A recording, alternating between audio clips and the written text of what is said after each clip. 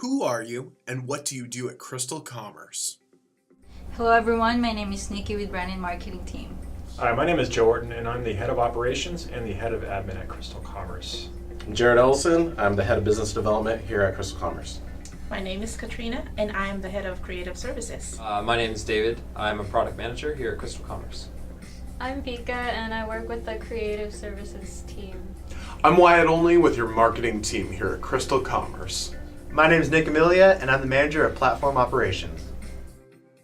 Are there plans to develop any new integrated sales channels other than eBay, Amazon, and TCGPlayer?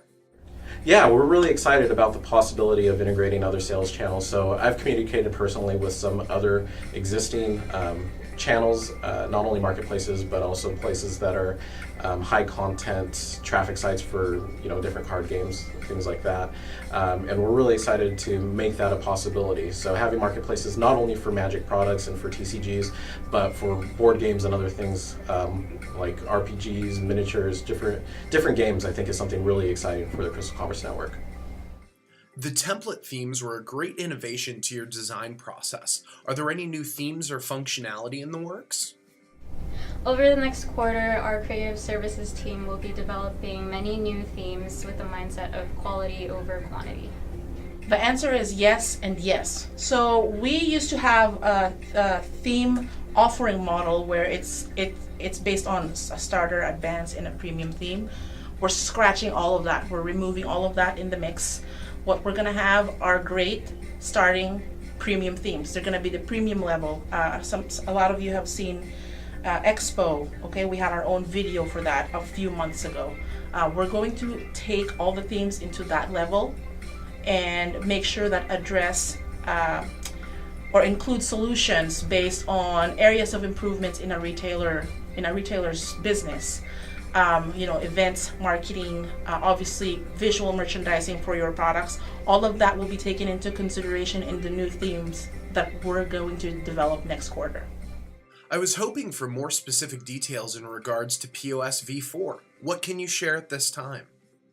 POS version 4.0 or V4, or as I like to call it, has a couple of new things. So the first and primary thing that we really wanted to get right on it was the user experience of the performance of it. So that's not really necessarily a feature, but in terms of features, what's going to be added is what we're calling the always in stock feature, which features an ally network. Basically, if somebody comes into my store and wants to order some card that I don't have in stock, or a board game that I don't have in stock, I now have the opportunity to search my ally network for somebody that may have that in stock where I can get that game for that customer.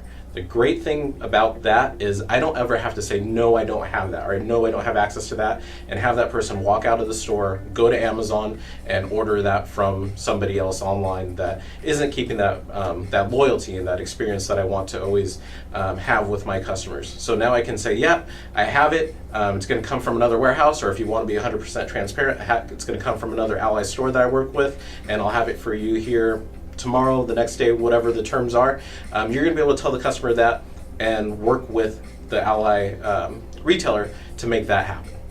Another feature obviously would be the new improved design. If you look at software development nowadays, there's apps here and there and they all have beautiful UI, user interfaces that focus more on adopting the system and simplicity in design.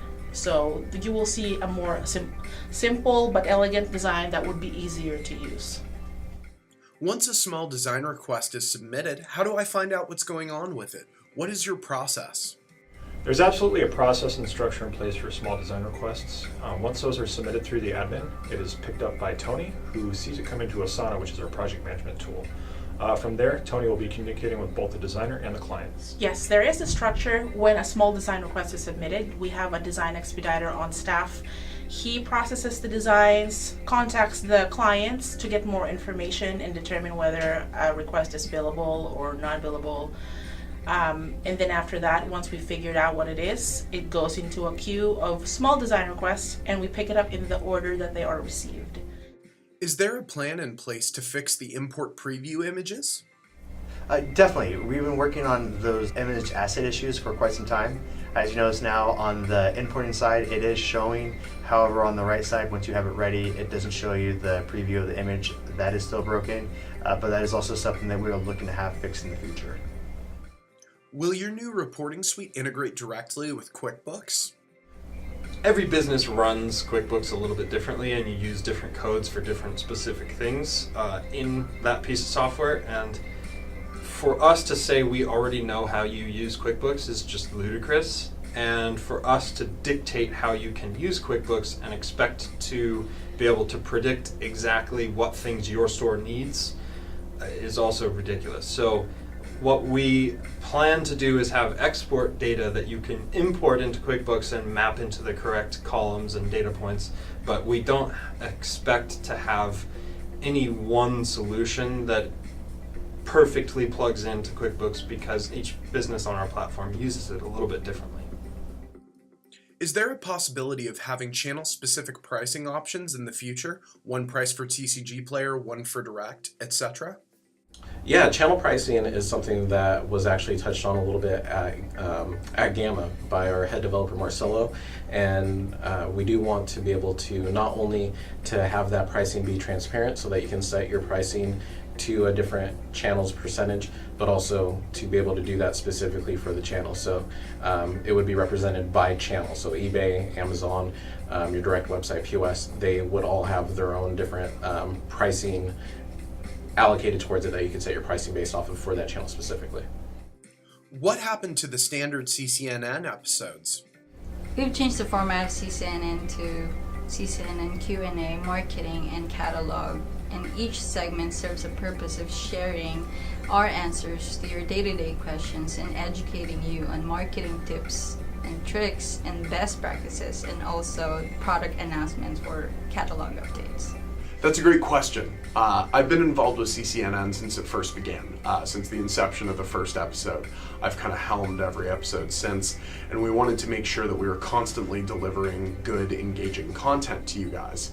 The difficulty is that we were releasing, every other week this very large show containing many pieces of info, when that might not apply to you. So we figured if we segmented it out to, this week we're going to give you some marketing tips on CCNN marketing, or this week we're doing a Q&A session with the team so you can know exactly what's going on and get your answers to your questions you've been asking. We wanted to make it more helpful to you guys and easier to find what matters to you. Thank you to everyone for submitting your questions. If you have a question, please send an email to marketing@crystalcommerce.com with the subject line Q&A sessions.